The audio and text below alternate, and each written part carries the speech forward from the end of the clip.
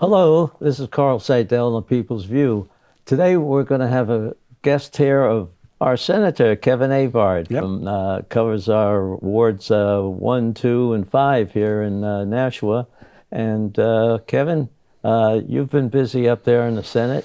They have a lot of things that are going. They've been running you more days of the week than you normally have to go up there. Yeah, unfortunately, we have a break this week, so nothing's happening this coming week.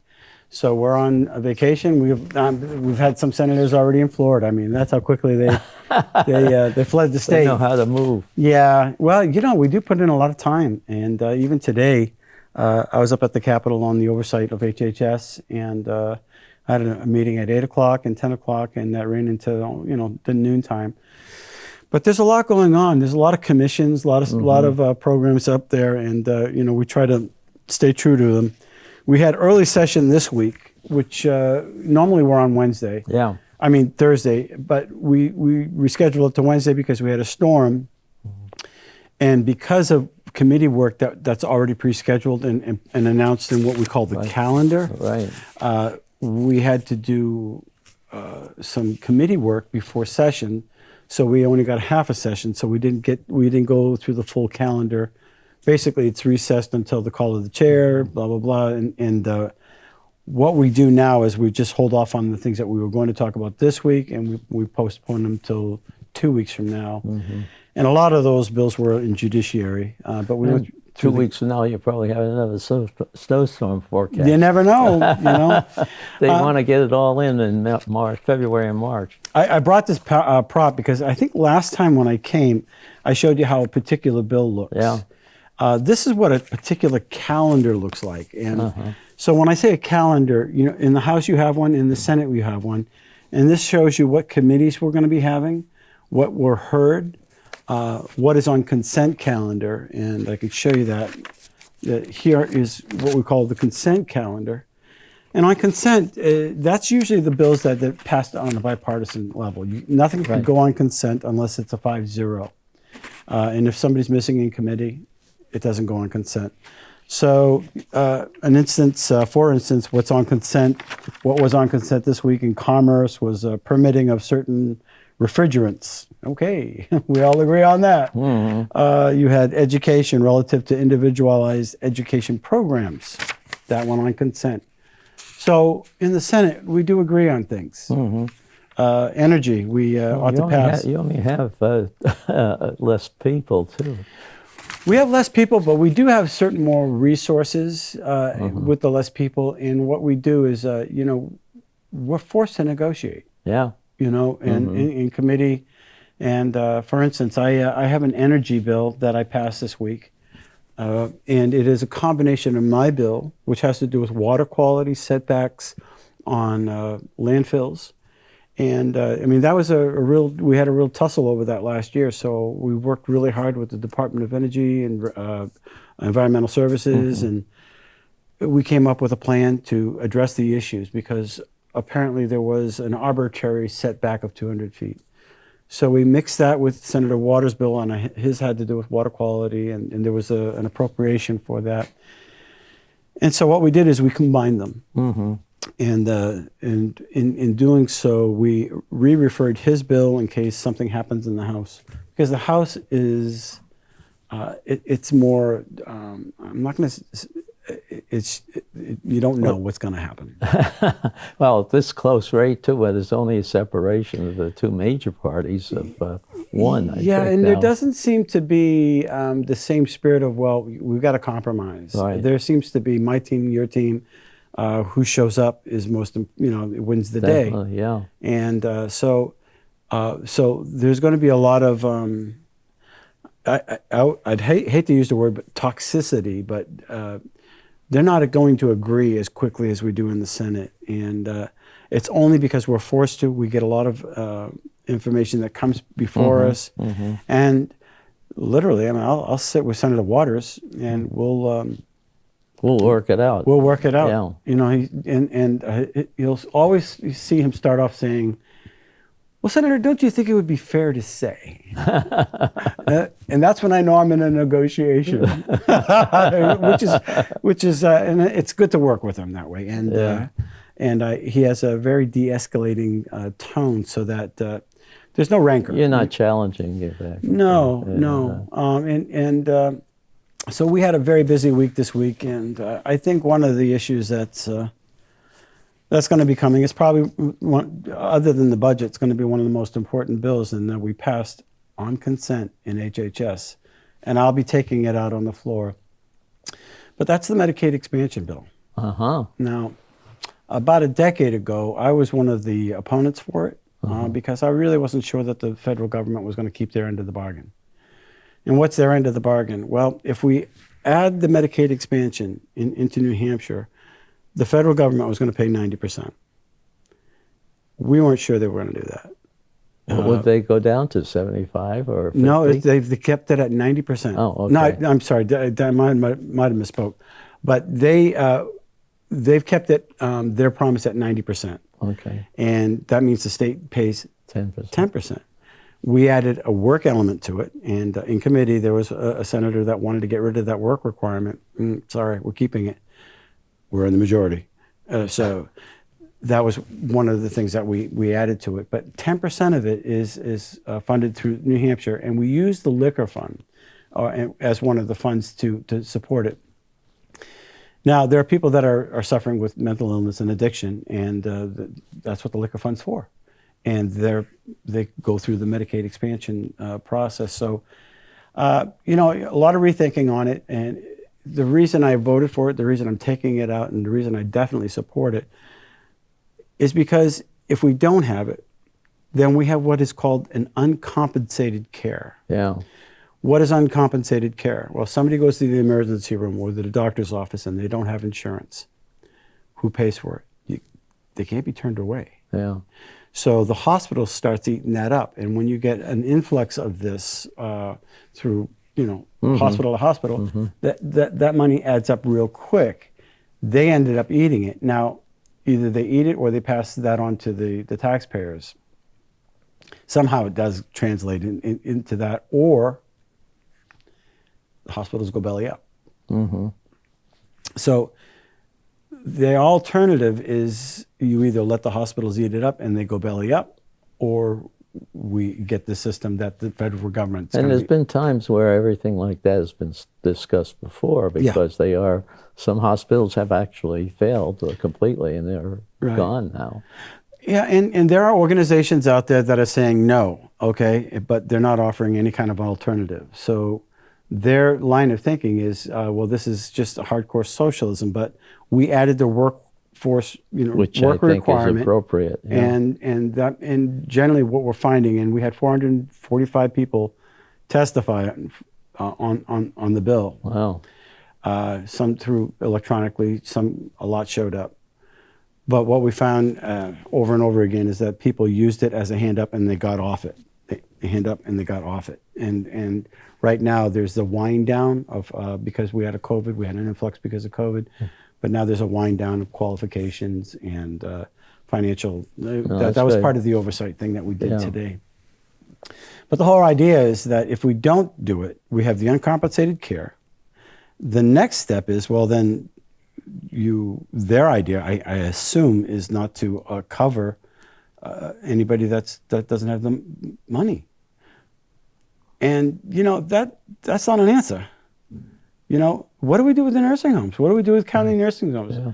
I mean, what is that? After a while, they run out of money. So you just kick them out? Mm-hmm. I don't think so. So, this is really a hand up and getting you back into the workforce.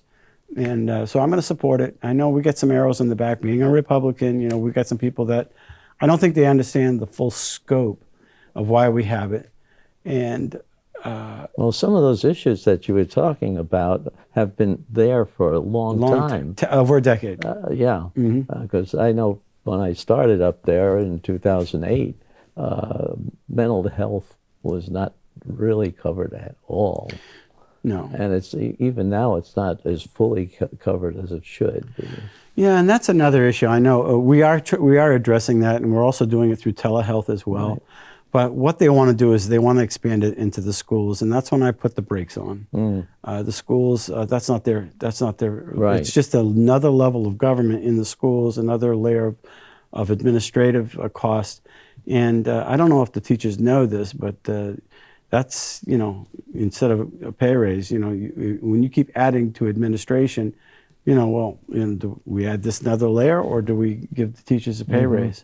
Across the country, administrations are just being layered upon layered upon layered, and it's not helping out the schools.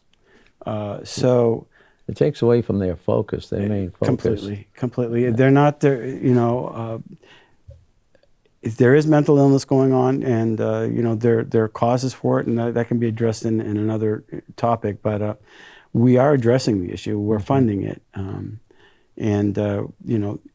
you've got to take a steady approach and find out what's working and what's not working. You don't just throw $2 million at this and $2 million at that and say, okay, good luck. Right. So we're putting the brakes on that. At least I am. Well, I've seen now that you are paying more attention to a lot of details to make sure you're really prepared to do something. Yeah. And that's one of the things that I'm worried about when I see that the representatives have passed some drug legislation. Yeah. I don't think we're ready for it yet. And remember that for a report we did in 2018 on it, it was something that worked a whole year on. And we had 50 people on the committee who just did work on that document. And it's there, tells you what, if this doesn't recommend it, but it says if you do go into it, this is what you should be prepared to do. I don't think anywhere that document was used in passing the legislation. I think everybody's in a hurry to pass it, and because all the other states are doing things. Well, if all the other states jump off a bridge, are you going to do that as well? Yeah, we've had it around for a while, okay, but is anybody looking at the negative side? And you're not hearing these reports. Everybody's just saying, look, it's going to be a boondoggle. We're going to have this and we're going to have that, but nobody's talking about the certain black market that's being created as a result of this. I went to the governor's ball, and a gentleman came up to me and said, "Hi, Senator, how you doing?" "Great, fine, how you doing?" And come to find out, he owned one of those distributors in Massachusetts, and he says, "Oh, I'm getting out of it." "But you're going to vote for it in New Hampshire, right?" I said, "Okay, wait a second, hold on. Why are you getting out?" "Well, it's not a panacea, right? There are all kinds of issues, liability issues that they're worried about, and it's not as profitable as he thought it was." So, okay, that's interesting. I just put that on the back burner and think about it. Today before I got here on the show, I was listening to one of the radio programs, and it was just a news announcement.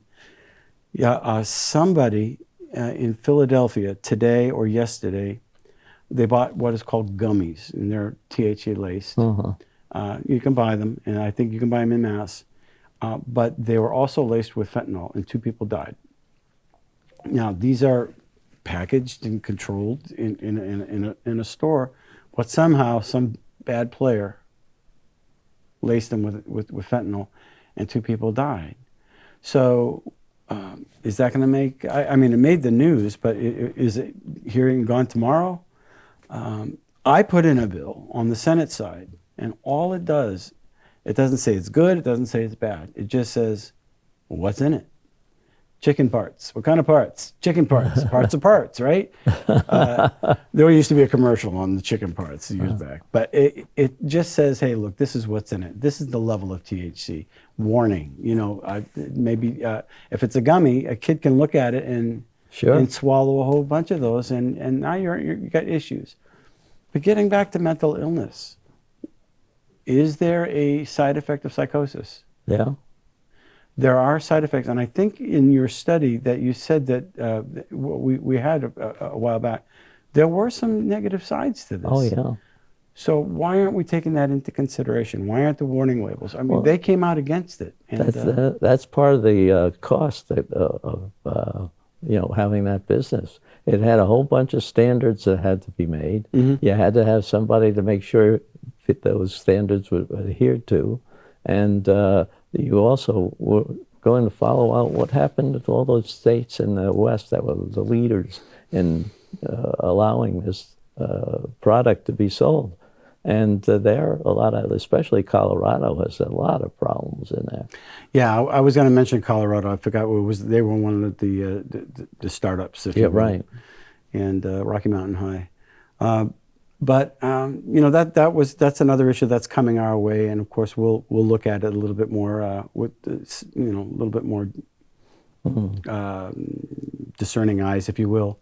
Another issue that was brought up, and we defeated it again, but it had to do with the minimum wage increase. And so we get this lecture, how heartless New Hampshire is because we're not increasing the minimum wage, and the federal government, my gosh, we're at the federal government standards. I mean, that's where New Hampshire is, and look at what all the other states are doing. Wonderful. But one of the thing is if New Hampshire's heartless, is our federal government heartless too? I mean, what have they been doing? Yeah. They set it at this rate, but apparently they get a pass. Well, wait a second. There are people that are, it's entry-level jobs. $7 an hour, you can go work for Dunkin' Donuts for 11 or 12. It's a market-driven in New Hampshire. One of the things, though, that people don't take into account, these small businesses, either startup businesses or small businesses, they have to pay a workers' comp. And that workers' comp, takes into consideration the salary. So if you bump up the salary, you bump up the cost of workers' comp. Ask a business how that's working for them right now. That's a real concern. Keeping it at a certain rate, certain contracts are also tied to it too. So once you bump that up, okay, so all right, you bumped up the living wage, that gets passed on to the consumer somehow. And so the people that are on fixed incomes, they have to absorb some of that. So what we're trying to say is let it be market driven. You want to go work, hey, they're offering me $7, they're offering me $14. I think I'll go with the $14. And if you can't afford me, then that's the way it is. But it really was designed for just entry level work. You don't have to work at that level. No. I mean, some people will work at that level, and Right. that's all right. Maybe it's temporary, maybe it's a second or even third job that they have to have because they have a little bump that they have to clean up, and they need it. And at $7, they'll happy to put in maybe a work 2 days in the weekend. Yeah, and I mean, with the cost of everything going up, people might want to do that, and just to ease the burden of the food prices. Right. Or, I don't know, maybe just pay for their eggs. Yeah, that's something different. I don't know. I'm just kidding.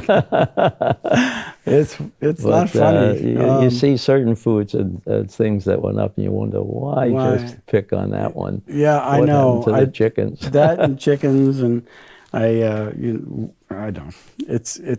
We've seen a major increase, but in certain things. So, and some things have just kind of leveled out, so they're probably not popular. But it's a concern for people.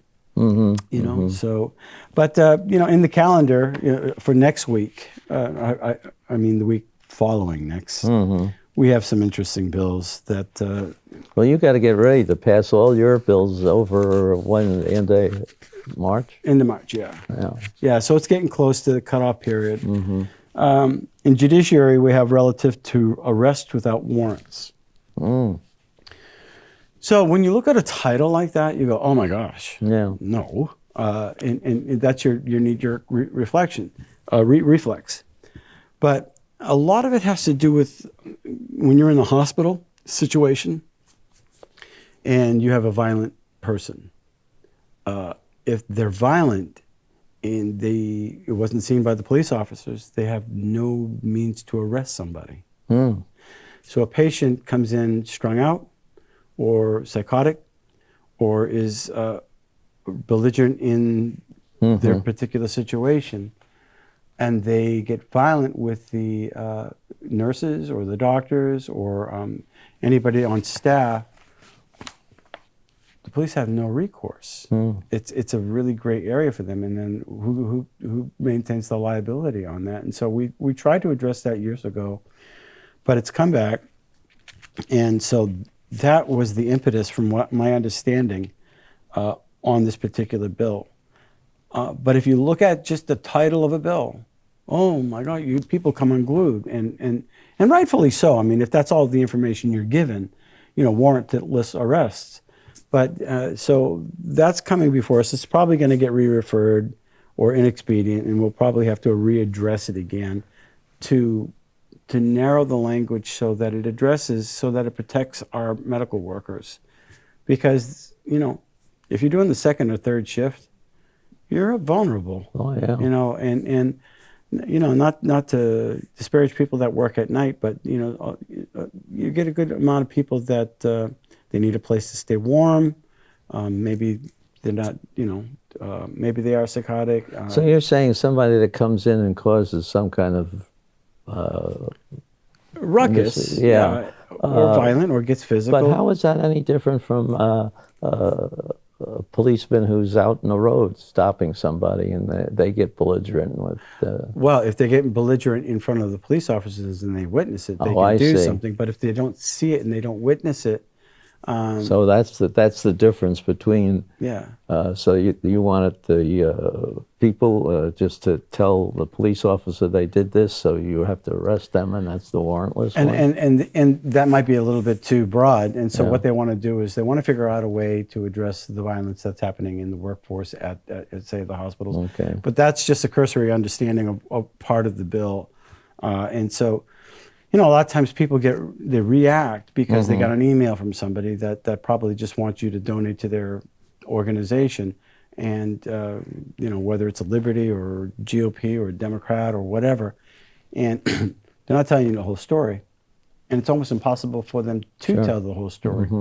And so they say, well, send us $20 and we'll make sure that we keep the Senate in check. And I have issues with that.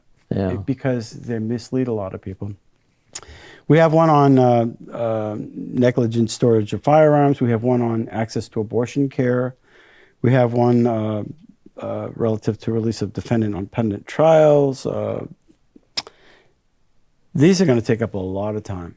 There are going to be a lot of debates on these. And release of defendant, it has to do with bail, I think. But I'm not on judiciary, but I'm just saying these are some of the things that are coming our way. Excuse me, that we weren't able to go over this time around. But we've got a lot. Well, on you our have plate. 3 committees too, don't you? Yeah, I do. Which is, that's sort of the limit. Well, it's an honor too. I'm chair of energy and I'm vice chair of HHS, and those are 2 big, broad committees. I'm glad I'm not on finance. I'm glad I'm not on capital budget. I don't like that stuff. Oh yeah, the finance is something else. I know. Well, I'd rather watch paint dry. I really would. Some people just gravitate to that, and that's great. Learning on energy and natural resources, fish and game. It's interesting. You get everything from puppy care to energy, storage, batteries, generation. There's enough information there just to be interesting. HHS is very interesting, and you really see the health of our state in HHS, and you get an understanding of some of the situations that are affecting everyday people, and I really like that committee as well. Well, for HHS is 40% of our budget or more, right? It's up there. Yeah. I have sat on education. That was a good one. But when you sit on multiple committees, it helps you become more well-rounded, and it gives you a good lay of the land. And I know Senator Birdsell, she's the chair of HHS. She's the chair of another committee, and she sits on finance. Good luck. She's on my committee too, and we had one guest that came in, and when somebody comes in on a committee and they got a bunch of papers, and they thank you, Senator, I really appreciate the opportunity to speak to you. Now, I've been working on this for 25 years. Okay, buckle up. And we had one guy, and he was very, very technical. And I was just looking at Senator Bertzel, and she was just like, where am I? This is like, holy cow. And he was over all our heads, you know. None of us were like, okay, but you've got to give everybody an opportunity to talk. Yeah. And it can get overwhelming at times if you don't understand the topic. But it was funny because it's like, get me out of here, Spock. Well, I saw something in the newspaper that I think on education that is going to cause a little bit of problems if it goes over to you. This is coming out of the House? the other group that they have cut the number of people that can participate in this support, the Education. education. Yeah. And I find that unfortunate. Individuals just don't want that option for poor people. And that's how I'm going to put it. You know, and it's not raising your taxes. It's giving the kids that do not have the opportunity as the rich kids. And we've had this war for 20, 30 years. And it's unfortunate that there are certain elitists that think, well, they have the right answers and it's a cookie cutter situation for all people. But the kids that can't afford to go to private schools like the rich kids can, you want to take away that opportunity. And why? Well, because the Department of Bureaucracy doesn't want competition. But who does it hurt in the end? Our whole system is set up for the kids, not for the bureaucracy. And, you know, there was where I take sides. The kids need opportunity that otherwise they can't afford. And more kids are not afforded that opportunity. So why are you trying to take that away? Uh-huh. I have issues with that. Right. So anyway, I appreciate you letting me come on the show. That's something to think about for next time. Mm-hmm. We got to keep you, sometime at mid-March, we ought to get together again and see how you're ready to give all your stuff over to the Send us your other chamber. fastballs. Let's go. Yeah. Okay. Yeah. So we'll look forward to it again. Very good. Thank you for coming Thank on you. board. Appreciate it, Carl. And if you like the show, please hit like on the button and subscribe to our channel. It really helps us get the message out.